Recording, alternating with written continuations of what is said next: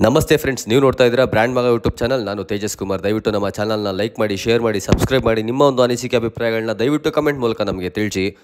ಇವತ್ತು ನಾವು ಬನ್ನರ್ಘಟ್ಟದಲ್ಲಿದ್ದೀವಿ. ಎಲ್ಲರೂ ಈ ದೇವಸ್ಥಾನನ ವಿಸಿಟ್ ಮಾಡಿರ್ತೀರಾ ಅಂತಲೇ ನಾನು ಅನ್ಕೋತೀನಿ. ಇದು ನಮ್ಮ ಚಂಪಕಧಾಮ ಸ್ವಾಮಿ ದೇವಸ್ಥಾನ. ತುಂಬ ಇಂಟ್ರೆಸ್ಟಿಂಗ್ ಆಗಿರುತ್ತೆ ಇವತ್ತಿನ ವಿಡಿಯೋ.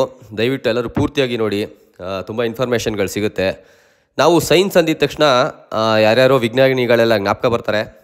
ಇವರು ಹತ್ಕೊಂಡು ಹಿಡಿದ್ರು, ಅವರು ಇತ್ಕೊಂಡು ಹಿಡಿದ್ರು ಅಂದ್ಬಿಟ್ಟು ನಾವು ಪುಸ್ತಕದಲ್ಲಿ ಓದಿ ನಾವು ತಿಳ್ಕೊಂಡಿದ್ದೀವಿ.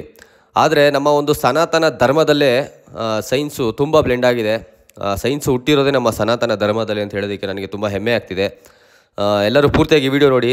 ಶ್ರೀನಿವಾಸ್ ಅವರು ನಿಮಗೆ ಪೂರ್ತಿಯಾಗಿ ಎಕ್ಸ್ಪ್ಲೇನ್ ಮಾಡ್ತಾರೆ. ಹಾಯ್, ಹಲೋ, ನಮಸ್ಕಾರ. ನೀವು ನೋಡ್ತಿದ್ರಾ ಇದು ಬ್ರಾಂಡ್ ಮಗ ಯೂಟ್ಯೂಬ್ ಚಾನಲ್. ಲೈಕ್ ಮಾಡಿ, ಶೇರ್ ಮಾಡಿ, ಸಬ್ಸ್ಕ್ರೈಬ್ ಮಾಡಿ. ನಿಮ್ಮ ಅನಿಸಿಕೆ ಅಭಿಪ್ರಾಯಗಳನ್ನ ಕಮೆಂಟ್ ಮೂಲಕ ನಮಗೆ ತಿಳಿಸಿ. ನಮ್ಮ ಮುಂದಿನ ವಿಡಿಯೋಗೆ ತುಂಬಾ ಅನುಕೂಲವಾಗುತ್ತೆ.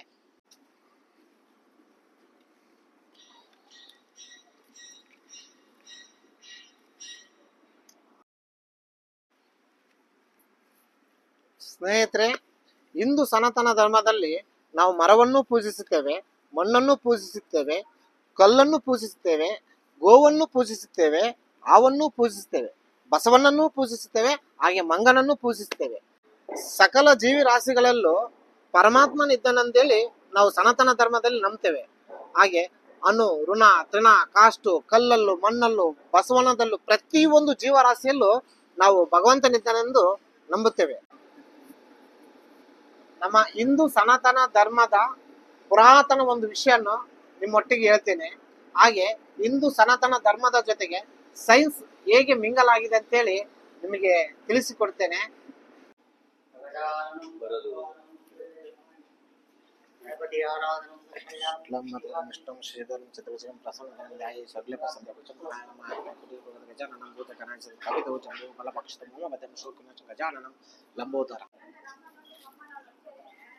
ನೋಡಿ, ನಾವು ಒಂದು ಶುಭ ಕಾರ್ಯಕ್ರಮ ಪ್ರಾರಂಭ ಮಾಡೋಕ್ಕಿಂತ ಮುಂಚೆ ವಿಘ್ನೇಶ, ವಿನಾಯಕ, ಲಂಬೋದರ, ಗಣಪತಿ, ಗಜಾನನ, ಗಣಪತಿನ ಮೊದಲ ಪೂಜೆ ಗಣಪತಿಗೆ ಸಲ್ಲಿಸಿ ನಮ್ಮ ಕಾರ್ಯಕ್ರಮಗಳನ್ನು ನಾವು ಪ್ರಾರಂಭಿಸ್ತೇವೆ.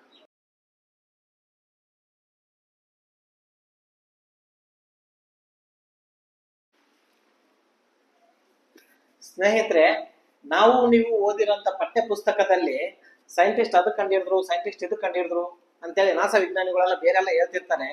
ನಮ್ಮ ಆದಿ ಅನಾದ ಕಾಲದಿಂದಲೂ ಸೂರ್ಯ, ಚಂದ್ರ, ಮಂಗಳ, ಬುಧ, ಗುರು, ಶುಕ್ರು, ಶನಿ ಮತ್ತು ರಾಹುಕೇತು ಈ 9 ನವಗ್ರಹನ ಆಗ್ಲೇ ನಮ್ಮ ಆದಿ ಅನಾದ ಕಾಲದಿಂದಲೂ ನಮ್ಮ ಹಿರಿಕರು ಇರೋದು 9 ಗ್ರಹಗಳು ಅಂತೇಳಿ ಗ್ರಹಗಳಲ್ಲಿ ನವಗ್ರಹಗಳನ್ನು ಪ್ರತಿಷ್ಠಾಪನೆ ಮಾಡಿ ಅದನ್ನ ಪೂಜಿಸ್ತಾ ಬಂದಿದ್ದಾರೆ.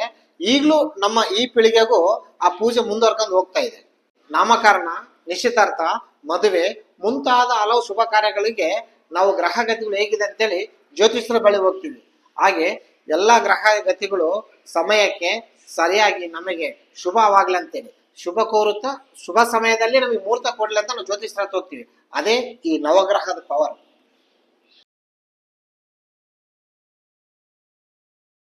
ನೋಡಿ, ನಾವು ಸಕಲ ಪ್ರಾಣಿಗಳಲ್ಲೂ ಜೀವನು ಭಗವಂತನನ್ನು ಕಾಣುತ್ತೇವೆ. ಇದು ನಮ್ಮ ಹನುಮಂತರಾಯ. ಹನುಮಂತನಿಗೆ ತುಂಬಾ ಶಕ್ತಿ ಇದೆ, ತುಂಬಾ ಬಲ ಇದೆ. ಈ ಭೂಮಿಯಲ್ಲಿ ಯಾವ ಊರಲ್ಲೂ ಹನುಮಂತಿಲ್ಲದ ಊರೇ ಇಲ್ಲ. ಹಾಗಾಗಿ ಎಲ್ಲ ಪ್ರಾಣಿಗಳಲ್ಲಿ ನಾವು ಭಗವಂತನ ಜೈ ಆಂಜನೇಯ. ನೋಡಿ, ಎಲ್ಲಾ ಮಕ್ಕಳಲ್ಲಿ ಒಂದು ವಿಶೇಷವಾದ ಪ್ರತಿಭೆ ಇರುತ್ತೆ. ಹಾಗೆ ಈ ಮಕ್ಕಳಲ್ಲಿ ಏನ್ ಆಗ್ಬೇಕನ್ನೋದು ಇವ್ರ ಜೀವನ ಇವರೇ ಡಿಸೈಡ್ ಮಾಡ್ತಾರೆ. ನಾವು ಸುಮ್ಮನೆ ಹೇಳ್ತೀವಿ ಅವ್ರು ಅದಾಗ್ತಾರೆ ಇದಾಗ್ತಾರೆ, ಆದ್ರೆ ಅವ್ರ ಒಳಗಡೆ ಅವ್ರು ನಿರ್ಧಾರ ಮಾಡಿರ್ತಾರೆ ನಾನು ಇದೇ ಆಗ್ಬೇಕಂತ. ಅಪ್ಪು, ಏನ್ ಆಗ್ಬೇಕಂತ ಆಸೆ ಕಣೋ ನಿನಗೆ? ಆರ್ಮಿ, ಪೊಲೀಸ್, ಡಾಕ್ಟರ್, ಇಂಜಿನಿಯರ್, ದೇಶ ಸೇವೆ, ರೈತ, ಡಾಕ್ಟರ್. ನೀನು ಕಣೋ? ಪೊಲೀಸ್. ನೀನು? ಆರ್ಮಿ. ನೋಡಿ, ನಮ್ಮ ದೇಶ ಕಾಯಕ್ಕೆ ಎಷ್ಟೋ ಜನ ಸೈನಿಕರು ಬಾರ್ಡರ್ಲಿ ಅವ್ರ ಜೀವನ ತ್ಯಾಗ ಮಾಡಿದ್ದಾರೆ. ನಾವಿಲ್ಲಿ ಸುಖವಾಗಿರ್ಬೇಕಂದ್ರೆ ಅವ್ರು ಕೊಟ್ಟ ಒಂದು ನಮಗೆ ವರ ಅಂತ ಹೇಳ್ಬೇಕು. ಒಬ್ಬ ಹುಡುಗ ಹೇಳ್ತಾನೆ ಸೈನಿಕ ಆಗ್ಬೇಕಂತ. ಹಾಗೆ ಈ ದೇಶದಲ್ಲಿ ಇರೋದು ಇಬ್ಬರೇ ಸೈನಿಕರು, ಒಬ್ಬ ಬಾರ್ಡರ್ ಕಾಯೋ ಸೈನಿಕ, ಇನ್ನೊಬ್ಬ ನೇಗಿಲು ಉತ್ತ ಸೈನಿಕ. ಆ ನೇಗಿಲು ಉತ್ತದಿದ್ರೆ ನಮಗೆ ಊಟನೇ ಸಿಗಲ್ಲ. ಹಾಗಾಗಿ ನಮ್ಮ ಭಾರತ ಭೂಮಿಯಲ್ಲಿ ಪ್ರತಿಯೊಬ್ಬರು ಮನೆಯಲ್ಲೂ ಸೈನಿಕರು ಇರ್ಬೇಕನ್ನೋದೇ ನಮ್ಮ ಆಸೆ. Okay, thank you. What's your name? ಈಗ ನಿಮ್ಮ ಮಕ್ಕಳಲ್ಲಿ ಪ್ರತಿಭಾವಂತ ಮಕ್ಕಳನ್ನೆಲ್ಲ ಹೇಗೆ ಬೆಳೆಸ್ಬೇಕು? ಫಸ್ಟ್ ಮಕ್ಕಳಿಗೆ ಮಾರ್ಷಲ್ ಆರ್ಟ್ಸ್, ಹಾ. ಡ್ಯಾನ್ಸ್, ಹಾ. ಸಿಂಗಿಂಗ್, ಏನಾದ್ರು ಕಲ್ಚರ್ ಆಕ್ಟಿವಿಟೀಸ್ ಏನಾದ್ರು ಅವ್ರ ತಲೆಗೆ ತುಂಬಿದ್ರೆ ಮಾತ್ರ ಸರ್ ಅವರು ಸ್ವಲ್ಪ ನೇಚರಲ್ಲಿ ಫ್ರೀ ಆಗಿರ್ತಾರೆ. ಅದೆಲ್ಲ ಬಂದ್ಬಿಟ್ಟು ಅವ್ರು ಕಲಿತಾರೆ ಸರ್. ಹಂಗೆ ಅವ್ರ ಬೆಳವಣಿಗೆ ನಾವು ಬೆಳೆಸಬೇಕಾಗತ್ತೆ. ಆಮೇಲೆ ನಮ್ಮ ಸಂಸ್ಕಾರ, ನಮ್ದು ಇದು ಕಲ್ಚರ್ ತುಂಬಾ ಮುಖ್ಯ. ಅದು ನಾವು ಪೇರೆಂಟ್ಸ್ ಆಗಿರೋ ನಾವು ಅದನ್ನ ಅವ್ರಿಗೆ ತಿಳಿಸೋದು ನಮ್ಮ ಕರ್ತವ್ಯ. ನೋಡಿ ಸ್ನೇಹಿತರೆ, ಈ ನಮ್ಮ ಸ್ನೇಹಿತರು ಹೇಳಿದೇನಂದ್ರೆ ಎಲ್ಲ ಮಕ್ಕಳಲ್ಲೂ ವಿಶೇಷ ಪ್ರತಿಭೆ ಇರುತ್ತೆ. ಅವರಲ್ಲಿ culture activity, singing, dance, karate ಮತ್ತು ಸೆಲ್ಫ್ ಡಿಫೆನ್ಸ್, ಬೇರೆ ಬೇರೆ ಇನ್ನು ಹಲವಾರು ಇದಾವು. ಅವೆಲ್ಲ ಮಕ್ಕಳು ಕಲಿಸ್ಬೇಕನ್ನೋದು ಅವ್ರದ್ದು ಉದ್ದೇಶ. ಎಲ್ರು ಹೇಳ್ತಿದ್ರೆ ಮಕ್ಕಳ ಕೈಯಲ್ಲಿ ಮೊಬೈಲ್ ಅತಿ ಹೆಚ್ಚು ಕೊಡಬೇಡಿ. ಹಾಗಾಗಿ ಮೊಬೈಲ್ ಬದಲು ಮಕ್ಕಳ ಕೈಯಲ್ಲಿ ಬುಕ್ ಹಾಕೊಡಿ. ಬೇರೆ ಬೇರೆ ಬುಕ್ ಇದೆ, ಮೋಟಿವೇಶನ್ ಬುಕ್ ಇದೆ, ಸೆಲ್ಫ್ ಕಾನ್ಫಿಡೆನ್ಸ್ ಬುಕ್ ಇದೆ, ಟ್ಯಾಲೆಂಟ್ ಬುಕ್ ಇದೆ, ಇನ್ನು ಹಲವಾರು ಸಂಸ್ಕೃತಿ, ಸಾಹಿತ್ಯ, ಕಾದಂಬರಿ ಬುಕ್ಗಳಿದ್ದಾವೆ. ಆ ತರ ಬುಕ್ಗಳೆಲ್ಲ ಕೊಟ್ಟು ಮಕ್ಕಳನ್ನ ಚೆನ್ನಾಗಿ ಇನ್ನೂ ಅತಿ ಹೆಚ್ಚಾಗಿ ಅಭಿವೃದ್ಧಿ ಮಾಡ್ಬೇಕನ್ನೋದೇ ಈ ಕುಟುಂಬದ ಉದ್ದೇಶ ಸರ್. ನೋಡಿ, ಯಾರು ಹೇಳಿದ್ರಂತೆ ಭೂಮಿ ದುಂಡಗಿದೆ ಅಂತೇಳಿ, ಈಗ ನಿಮಗೆ ಗೊತ್ತಾಗ್ತಿದೆ ಅಂತ ನಾವು ಅನ್ಕೊಂತೀವಿ. ಆದರೆ ಎಷ್ಟೋ ಯುಗಗಳಿಂದನೇ ನಮ್ಮ ವರಹ ಸ್ವಾಮಿ ಭೂಮಿನ ಎತ್ತಿ ಹಿಡಿದಿದ್ದಾನೆ. ಭೂಮಿ ದುಂಡಗಿದೆ ಅಂತ ಅವಾಗಲೇ ಗೊತ್ತಿದೆ. ಈಗ ಯಾರು ಹೇಳ್ತಿದ್ದಾರೆ ಅದು ಸನಾತನ ಧರ್ಮದ ಅವಾಗಲೇ ಗೊತ್ತು ಏನಂತ. ನೋಡಿ, ದೇವಸ್ಥಾನಕ್ಕೆಲ್ಲ ಬಂದು ಈ ತರ ನೀವು ಮಾಡೋ ಕೆಲಸಗಳಿಂದ ಜನ್ಮದಲ್ಲೂ ನಿಮಗೆ ಪಾಪ ಸುತ್ತಕೊಳ್ಳುತ್ತೆ. ದೇವಸ್ಥಾನಕ್ಕೆ ಬರೋದಾದ್ರೆ ಶ್ರದ್ಧೆಯಿಂದ, ಭಕ್ತಿಯಿಂದ ಮನಸ್ಸು ಹಗುರ ಮಾಡ್ಕೊಳಕ್ಕೆ ಬನ್ನಿ. ದೇವಸ್ಥಾನದಲ್ಲಿ ಒಳ್ಳೆ ವೈಬ್ರೇಷನ್ ತಗೊಳಕ್ ಬನ್ನಿ. ಹಾಗೆ ಯಾರೇ ಬರ್ಲಿ, ದೇವಸ್ಥಾನಕ್ಕೆ ಲವರ್ಸ್ ಯಾರೇ ಬರ್ಲಿ, ಈ ತರ ಎಲ್ಲ ಗೀಚಬೇಡಿ. ಈ ತರ ಎಲ್ಲ ಗೀಚೋದ್ರಿಂದ ನಿಮ್ಗಳಿಗೆ ಏನ್ ಅನ್ಸುತ್ತೆ, ಎಷ್ಟು ಗಲೀಜ್ ಅನ್ಸುತ್ತೆ. ದೇವಸ್ಥಾನ ಮೇಲೆ ಈ ತರ ಗೀಚ್ಬೋದಾ? ಹಾಗೆ ನೀವು ದೇವಸ್ಥಾನಕ್ಕೆ ಬರ್ತೀರಿ ಅಲ್ವಾ, ದೇವಸ್ಥಾನಕ್ಕೆ ಬಂದು ದರ್ಶನ ಮಾಡಿ. ಎಷ್ಟೋ ಜನ ಲವರ್ಸ್ಗೆಲ್ಲ ನೋಡಿದ್ವಿ, ಈ ತರ ಬೆಟ್ಟ ಗುಡ್ಡಗಳೆಲ್ಲ ಅವರು ದೇವಸ್ಥಾನ ಹಿಂದೆ ಹೋಗ್ಬಿಟ್ಟು ಬೇರೆ ಏನೆಲ್ಲ ಮಾಡ್ತೀರಾ. ಆ ತರ ಎಲ್ಲ ಗಲೀಜ್ ಕೆಲಸ ಮಾಡಬೇಡಿ.